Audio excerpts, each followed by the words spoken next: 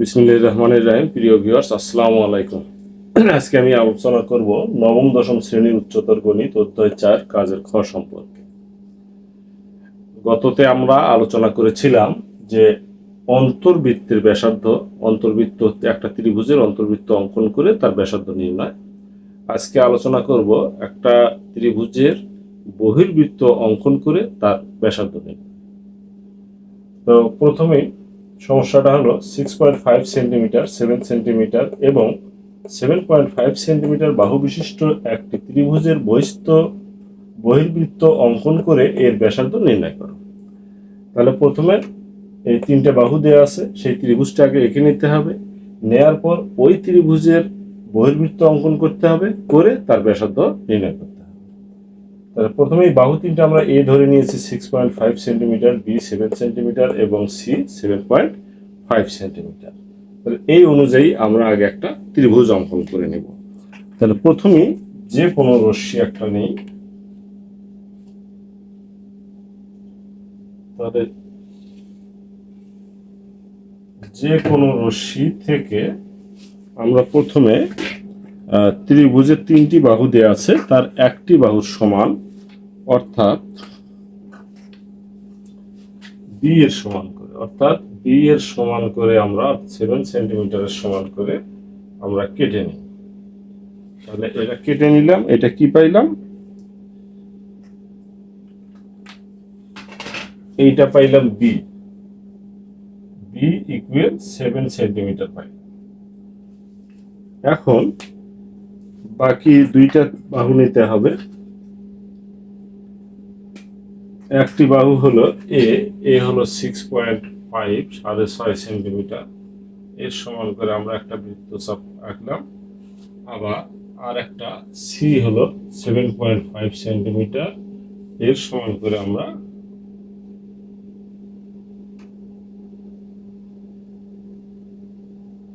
আর একটা বৃত্তচাপ আঁকলাম।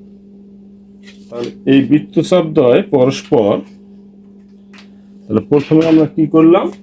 প্রথমে বিডি একটা রশ্মি নিলাম, এই রশ্মি থেকে বিসি এর সমান করে 7 সেন্টিমিটার কেটে নিলাম। তারপর বি কে কেন্দ্র করে 6.5 এর সমান ব্যাসার্ধ বা এ এর সমান ব্যাসার্ধ নিয়ে একটা বৃত্তচাপ আঁকি। আবার সি কে কেন্দ্র করে সি এর সমান ব্যাসার্ধ নিয়ে আর একটা বৃত্তচাপ। এই বৃত্তচাপ দ্বয় পরস্পর এ বিন্দুতে ছেদ করল। এখন আমরা এ বি যোগ করে দিলাম, তারপর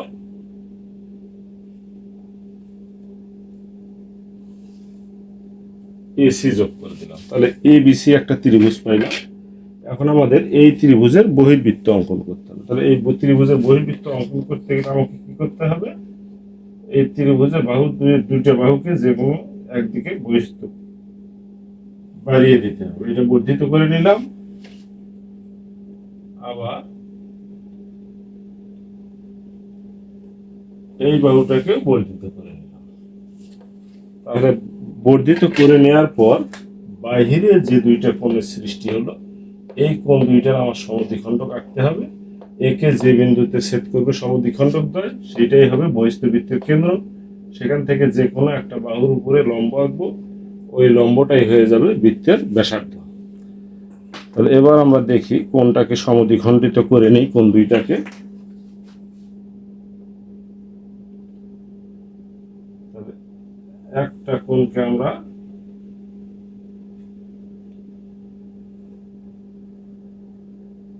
সমদ্বিখণ্ডিত করলাম। তাহলে একে সমদ্বিখণ্ডিত করলে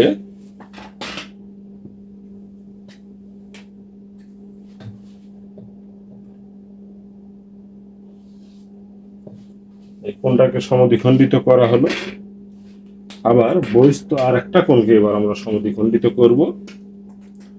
বহিস্থ আর একটা কোণকে যদি সমদ্বিখণ্ডিত করে নেই,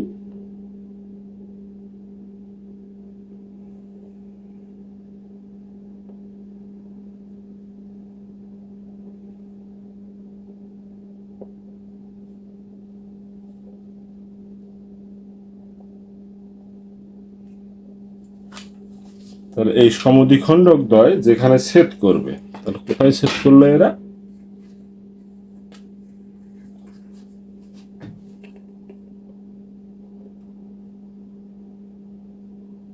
এটাকে সেট করলো এখানে। এই বিন্দুটাই আমরা পাইলাম হলো ও, অর্থাৎ বহিস্থ বৃত্তের ব্যাসার্ধ।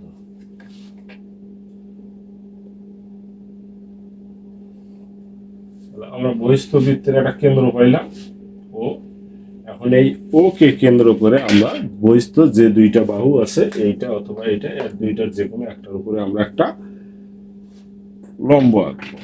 তাহলে লম্ব আঁকতে গেলে কিভাবে আঁকতে হবে? এখান থেকে কেন্দ্র করে এইভাবে আঁকলাম।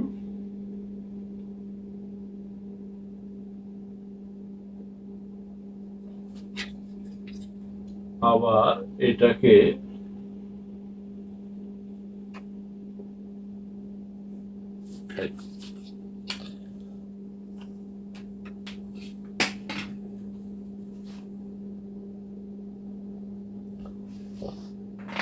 এখন লম্ব আমার হইল ও থেকে এইটা যোগ করে, এই যে লম্বটা পাইলাম এইটাই আমরা পাইলাম হলো আর, অর্থাৎ বহিস্থ বৃত্তের ব্যাসার্ধ। এখন ও কে কেন্দ্র করে এই আর এর সমান ব্যাসার্ধ নিয়ে একটা বৃত্ত অঙ্কন করব। সেই নির্ণয় বৃত্তই আমার হয়ে গেল বহিস্থ বৃত্ত।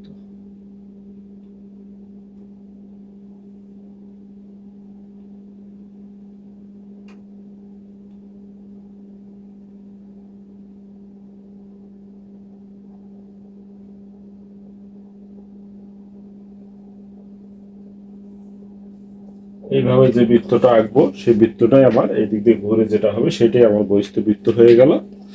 তাহলে এখন বহিস্থ বৃত্তের যে ব্যাসার্ধটা এখানে পুরোপুরি স্পর্শ করেনি, আসলে পিসির বোর্ড এই কারণে। যাই হোক, এটা এখানটাতেও স্পর্শ করবে, এই বাহুকেও স্পর্শ করবে এবং এখানেও স্পর্শ করবে। তাহলে এখন যে আর পাইলাম, বহিস্থ বৃত্ত আমার অঙ্কন হয়ে গেল। এখন এই আর অর্থাৎ এই বহিস্থ বৃত্ত বহির্বৃত্ত অঙ্কন করো, করে এর ব্যাসার্ধ নির্ণয় করো। এখন আমরা এর ব্যাসার্ধ এই আর এর মানটা নির্ণয় করব।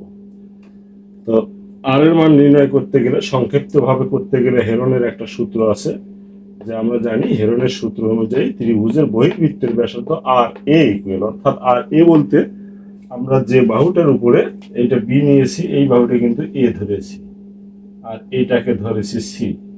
তাহলে আমরা বহিস্থ ত্রিভুজের তিন বাহুর কোন বাহু সংশ্লিষ্ট এই বহিস্থ বৃত্তটা, এ বাহুর উপরে আমরা বহিস্থ বৃত্ত অঙ্কন করেছি। সেই কারণে এখানে লিখতে হবে আর এ। আর সূত্রটাতে আর একটা বিষয় লক্ষ্য রাখতে হবে, সেটা হলো এ আর এইটাই হবে এস মাইনাস এটা হবে নিচে, অর্থাৎ যে বাহুর সঙ্গে বহির্বৃত্ত অঙ্কন হলো সেই বাহুটা এস থেকে মাইনাস হবে নিচে, আর লব হবে বাকি দুইটা, S into S minus B into S minus C. তাহলে এখানে আমরা এখন এ বি সি এবং এস এর মানটা বসায় দেব। আমরা আগেই জেনেছি এস হলো অর্ধ পরিসীমা, তাহলে S A equal A plus B plus C by 2।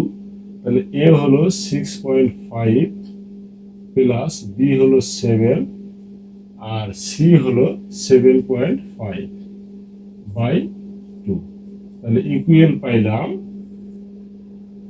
21/2, তার মানে 10.5 সেন্টিমিটার পাইলাম আমরা অর্ধ পরিসীমা। তাহলে অর্ধ পরিসীমা এখানে পাওয়া গেল 10.5। এখন এই অর্ধ পরিসীমাটা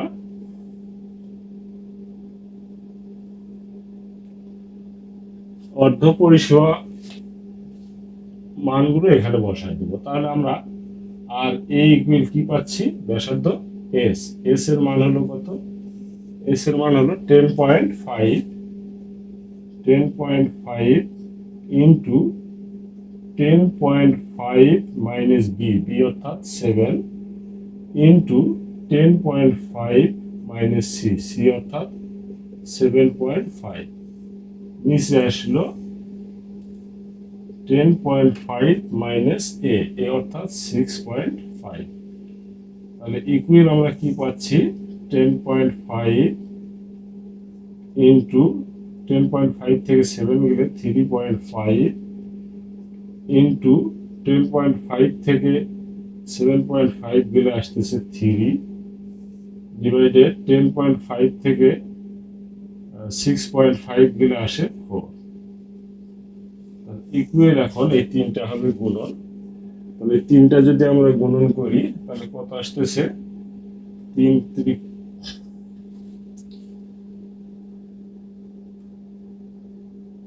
3 5 15 5 হাতে থাকে 1, 3 3 9 আর 1 10, অর্থাৎ 10.5 আবার 10.5 দিয়ে গুণ। 5 5 25 5 হাতে 2, 5 0 0 2, 5 5 0 1 হলে 5 0 1, অর্থাৎ 2.5 5 5